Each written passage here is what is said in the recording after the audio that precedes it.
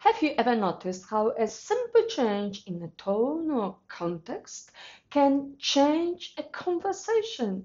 Today, we look at the transactional model of communication, which sees every interaction as continuous exchange. How does understanding this change the way we handle discussions at home, work, or in social settings? Our model says that everyone is a communicator. This means that each of us can act as both a sender and receiver.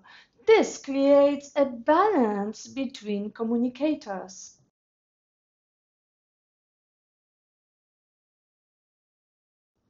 The transactional model is effective in explaining face-to-face communication can be used to explain other interactive media that allow for equal creation and consumption of messages.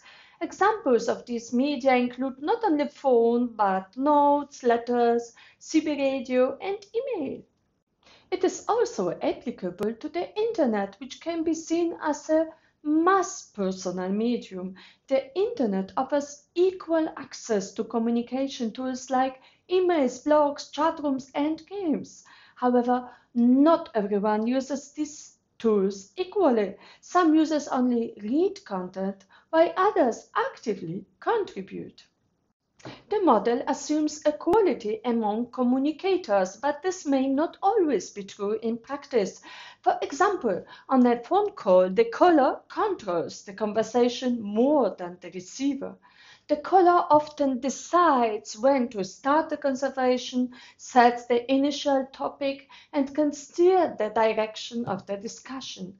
This gives the caller a more dominant role, while the receiver may have less influence over the conversation's flow and content, responding more than initiating. Similarly, in the workplace, a boss controls the message, media, and conversation, having more power in workplace communications. They can choose the communication channels and set the tone of the discussions. This can influence how the conversation unfolds and how employees respond to information. The model also doesn't fit well with traditional mass media like television or radio, where interactive feedback is minimal or absent. Let's now consider some applications of this model. The global response to the COVID-19 pandemic can serve as a visualization of the transactional model of communication. At first, European governments restricted travel based on the virus spread. But as people protested, they changed their rules. They introduced different levels of advice to balance public health with people's needs. This shows how governments communicate with the public to balance public safety with economic and social considerations. With the rise of artificial intelligence, communication is changing. AI-driven chatbots respond to customer inputs in real time. AI will make communication between businesses and consumers more personalized. It will also make communication more effective. As we use more technology in communication, we need to think about ethical issues like privacy and consent. These issues can affect how people trust each other.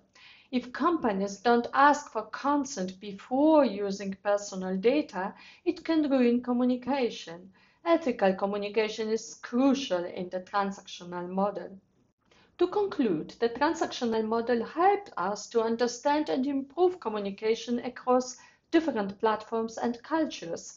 Embracing this model helps us communicate effectively and responsively, which is important in our global digital world.